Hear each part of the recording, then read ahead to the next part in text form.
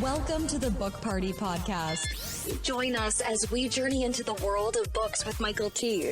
Prepare to be captivated by engaging interviews, insightful discussions, and fascinating stories. You'll discover new adventures and gain insight into the creative process of the authors themselves as they share their struggles and accomplishments. Now let's hear from Michael T.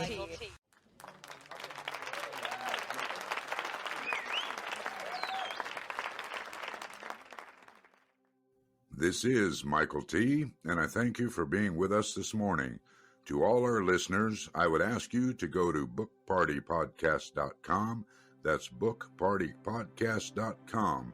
Hit that subscribe tab on top, then go down to the icon of your choice where you can find us on one of your favorite platforms.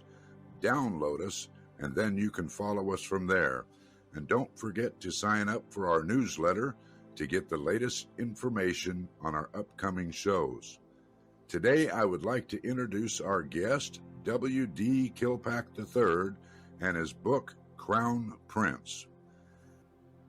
W.D. Kilpack III, MPC, PSMC, is an award-winning and critically acclaimed internationally published writer with works appearing in print, online, radio, and television, starting with his first publication credit at the age of 9, when he wrote an award-winning poem. As an adult, his first novel was Crown Prince, but has also written Order of Light and Demon Seed, Rolari, and Paleface. Each received the Firebird Book Award, while Crown Prince and Order of Light received the Bookfest Award. Demon Seed is recently an editor's choice on Bookshelf, and previously Order of Light was a top pick. He also received special recognition from L. Ron Hubbard's Writer of the Future contest for his novella, Paleface. In total, his books have received 17 awards. He has been editor and/or publisher of 19 news and literary publications, both online and in print, with circulations as high as 770,000. He is a partner in Safe Harbors Films, LLC, where he does their screenwriting and oversees their marketing efforts. Bill, why don't you take it from here, fill the blanks, and tell our listeners a little bit about you.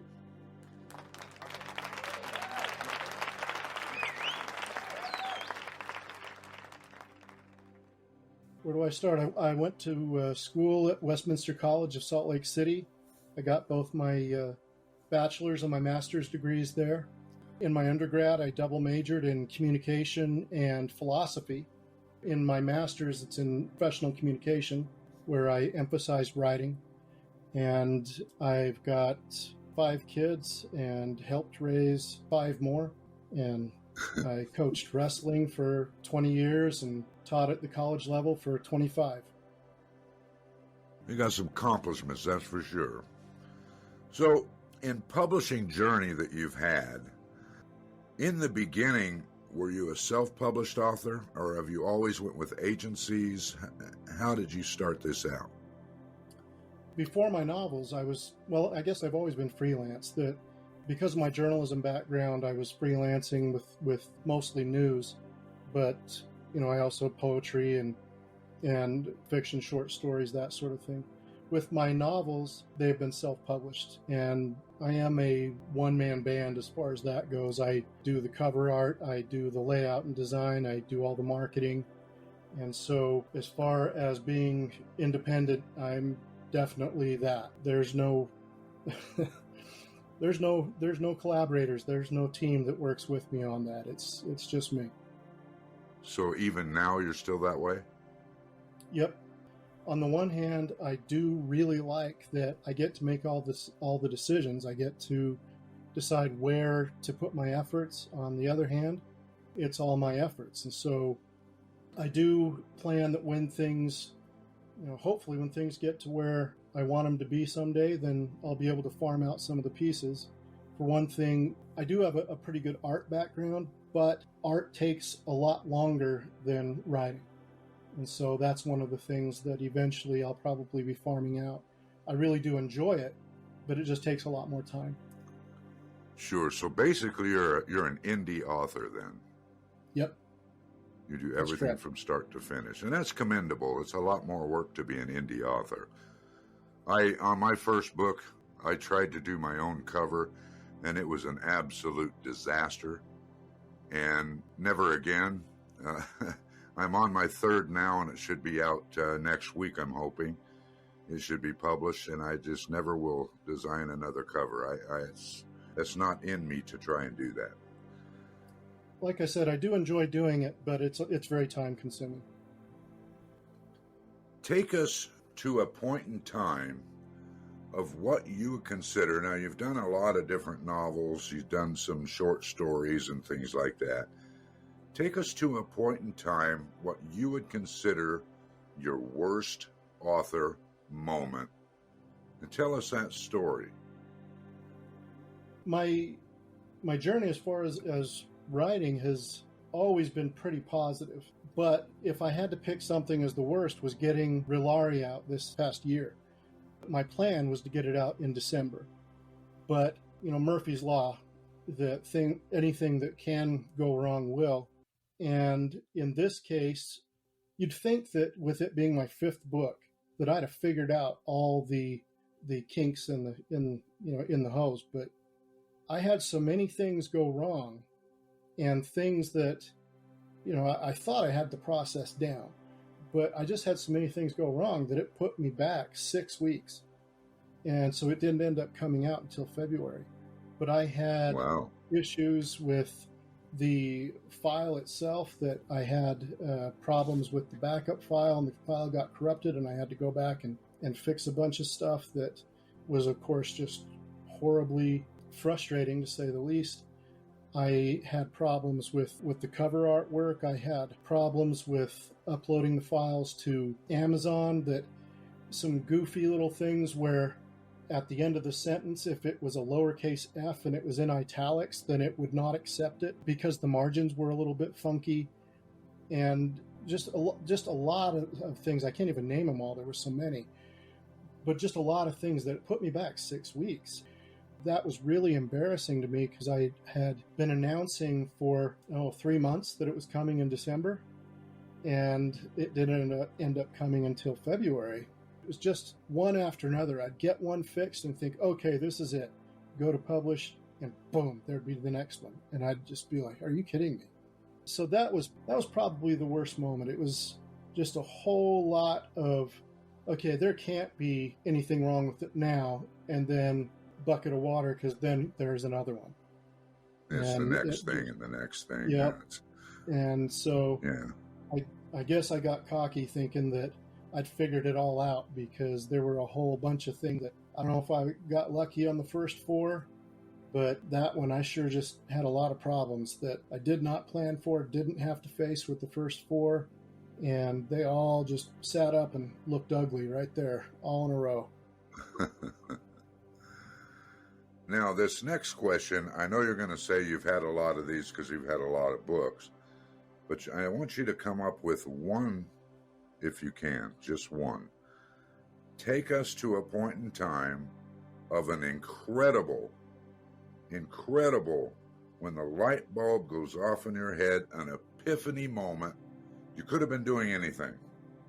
Getting ready to go to bed, driving, helping your wife in the kitchen, whatever it might be. An epiphany moment. Wow, I got to get a pen. I got to write this down. Tell us about an incredible moment like that. Probably the biggest aha moment for me wasn't writing related. It was as an athlete that I wrestled for 12 years, and I qualified to represent the United States in greco-roman wrestling. There was a guy that we were the same age and going through the age groups. At the big tournaments, I would always go check to see where he was at, and he was always a weight below me. So one year, he didn't make weight. And so not only was he in my weight, but I had him first round. There were some things about him that in his style that my dad, who was one of my coaches, we always studied him because we knew that someday it's going to happen. So there was some things about his wrestling style that we had planned for Why don't people just do this? And so when I wrestled him, I did these things and they worked. And so I ended up, at that time, it was, if you got ahead by 12 points, they stopped the match. It's called a technical fall. It's kind of like a TKO in boxing.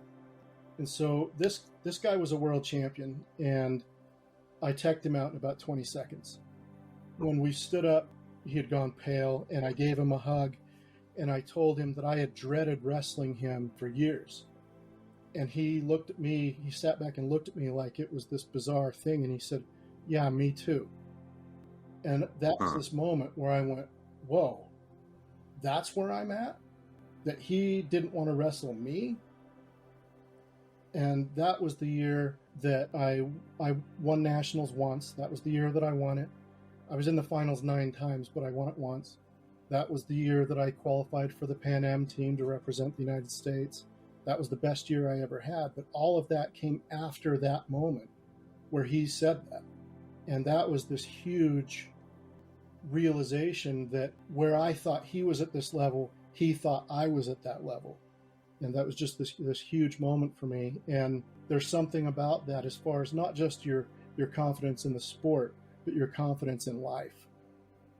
And I ended up being world ranked that year, and a lot of that just carries on throughout life, no matter what you're doing. That's correct. What is the one thing, and we'll talk about today, what is the one thing that you're most fired up about or excited about today, right now? I am just really excited about the stuff with my books that I've been waiting so long.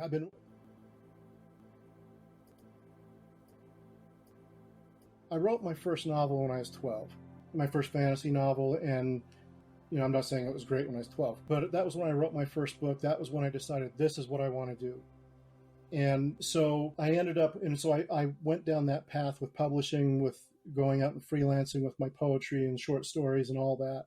And then when I decided that I was ready, then I got married and I started having kids, and I needed a more steady income than I could have freelancing or even as a journalist.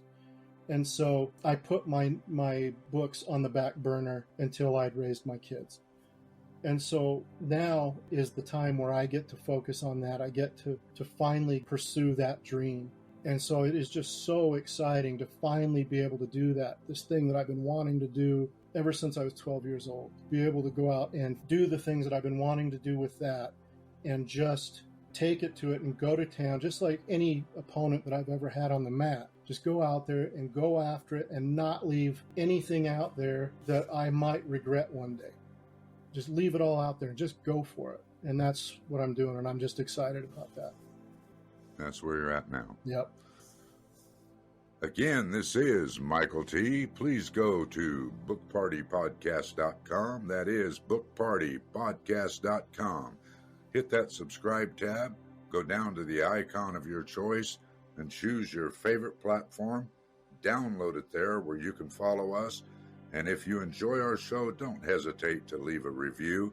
And don't forget to sign up for our newsletter to get the latest information on our upcoming shows. Now we're entering the lightning round. We got 4-pointed questions for 4-pointed answers. Before you ever started writing, and I don't mean at 9 years old, what was holding you back from becoming an author in the first place? Nothing really held me back. I always had a lot of support. I had teachers that supported me. My parents were very supportive. I was always looking to freelance and submitting things and getting things published. I was hired as a writer for the first time when I was 15. If anything held me back there, it's that they kept trying to send me to cover stories, and I kept having to say I couldn't do it. And they finally talked to me about that, and I had to say, well, it's because I don't have a driver's license. They didn't know that I was 15.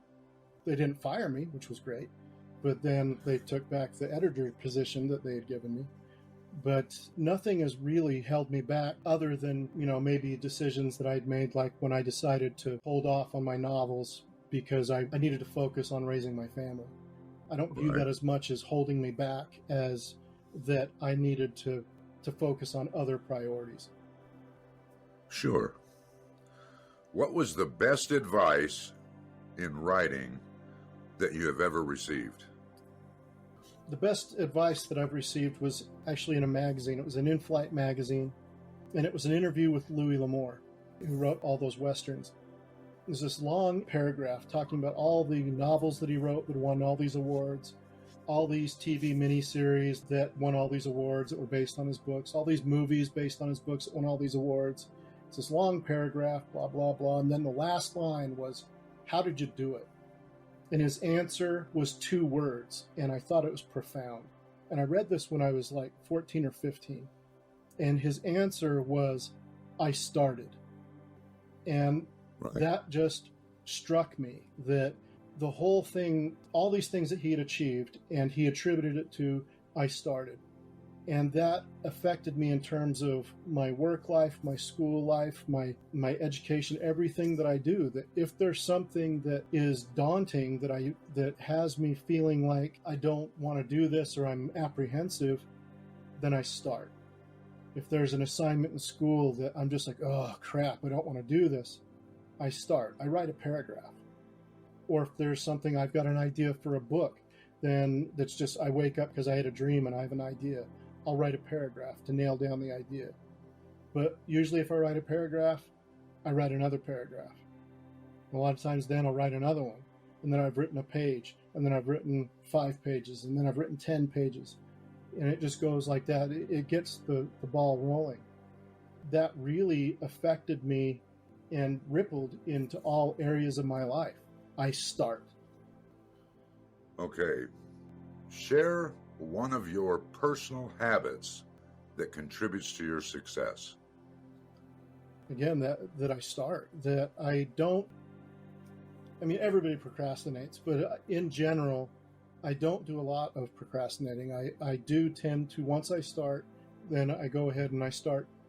I tend to stay at it until I'm done. For example, I was building a deck out in the backyard, and we had a guy that was doing some tree work. At one point, I was a little lightheaded because it was really hot, and I stumbled while I was carrying these boards. And the guy that was doing this tree work hurried over to see if I was okay. And he told me that first he asked me, "Have you taken a break?" And I said, "Well, no." He said, "Well, we've been out here the same amount of time, and I've had 3 breaks. You need to take a break. Sit down, take a break."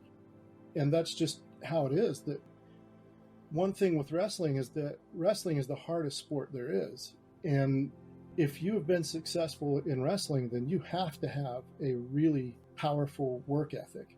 Otherwise, you just can't make it.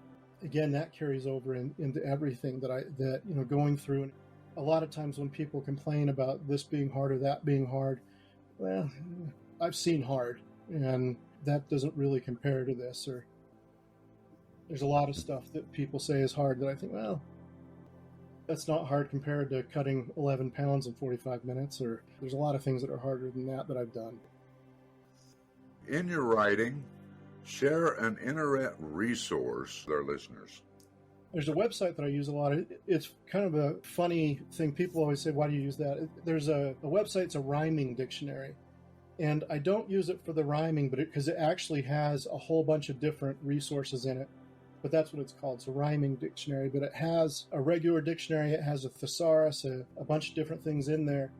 But because it has all these different types of dictionaries in it, all in one place, then I use that a lot. So that's one. Another, there's a website that I use if I have to manually hyphenate. This usually comes in when I'm doing the paperback version of my books and laying things out. Then a lot of times I'll have to manually hyphenate things to make the layout work out in the last stage of tweaking. Those last little bits that have me saying all kinds of words at the last minute. Okay, well, now we're going to enter the grand finale. In the grand finale, you might tell us a couple of places to find your book or get a hold of you if someone wants to ask a question or follow you or that sort of thing. And with the links, when yours goes live, there's actually a area description of a podcast that those links will be out there anyway. I'll put those links on there. But this is the area I want you to tell us about your book, Crown Prince. Okay. Crown Prince is the first of an 8-book series called the New Blood Saga. The main character, his name is Nithar, and he is the guardian of Merrick. And what inspired Nithar was actually something that I came up with in college, that one of my degrees is in philosophy, and I was fascinated by Socrates. And Socrates would go into sort of a trance-like state. He would literally go into a trance and then come out of it with some sort of profound epiphany. And I just thought that was amazing. And so I wanted to have a character that would do something like that.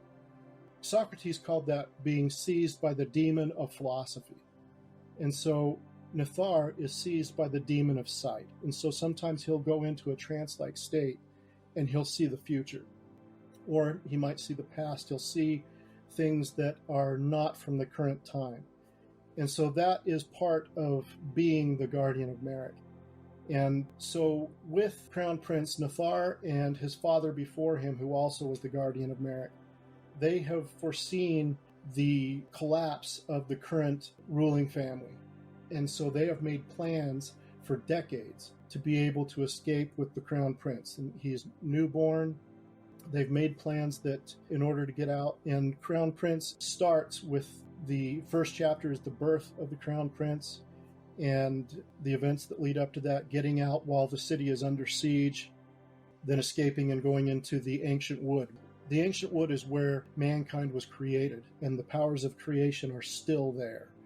And so what that means is that there's all kinds of creatures there that are sort of the creatures of mythology, a lot of great beasts that are mythological beings, mythological creatures that normal humans, which in this series they're called the A'a, normal humans are afraid of these things. So they're not real likely to go to the Ancient Wood, which is why Nithar went there.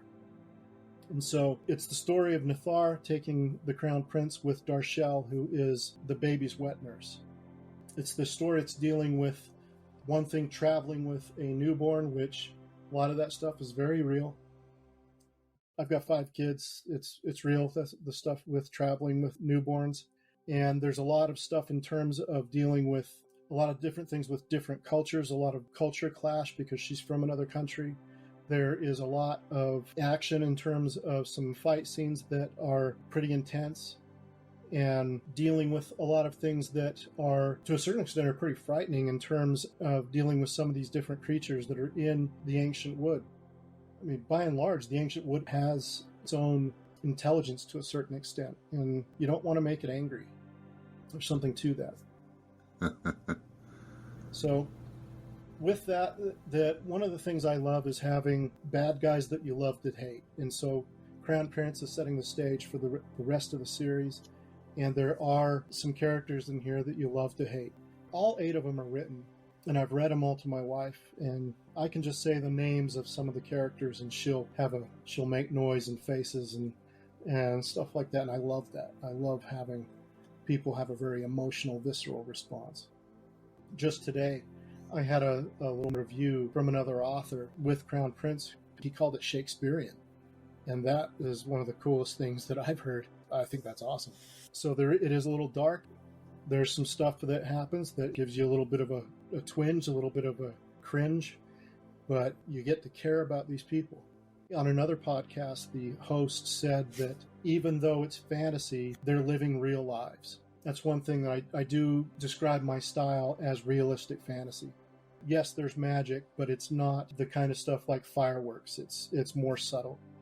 As far as learning more about Crown Prince and about the other books in the series, 4 of them are out now. Order of Light is book 2, Demon Seed is book 3, and Rillaria is book 4, which just came out this February. Then my website is kilpack.net. That's KILPACK.net. And that's sort of the communication hub for my dreams. And I've got all kinds of social media, Facebook, Instagram, Twitter. Oh, there's a lot. I've got links to all that there, and I'll send you the links also. But kilpack.net is everything radiates out from there. There's purchase links. There's stuff if you want to order autographed copies. There's stuff if you're listening from other countries. There's links to Amazon internationally off my shop page. but Kilpack.net is the hub of all that. So Kilpack.net has all of the other links in it also. Yep. And so by hub, it has everything yep. in there. So that's just the main one anyway. Yep. It's got information about me, if you care. It's got information about, it's got reviews. It's got photos, people sending me pictures of themselves holding my books, which is awesome. And who knew? You can sign up for my newsletter, and I send you the vows of the Knights of Rill. And people started videoing themselves reciting the vows and sending them to me. And that's awesome. It's just been an amazing experience. And the support from readers and critics, all these nightmares about critics and nightmare stories, and the critics have been amazing. And so I just can't say enough about how humbling it's been and how really appreciative and grateful that I am for the feedback that I've had from around and from the writing community and people like yourself. And I just appreciate it a lot. I can't find the words.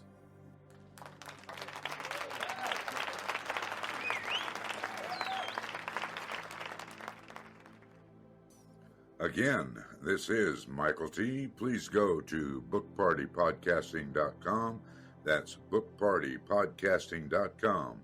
Hit that subscribe tab. Go down and choose your favorite platform. You can download us from there and enjoy our show. Don't hesitate to leave a review. And don't forget to sign up for our newsletter and get to the latest information on our upcoming shows. Book Party Podcast is owned and powered by MTM Legacy Publishing, LLC. This is Michael T. signing off. You must not miss our next episode as we delve into a world of inspiration, entertainment, and thought-provoking insights.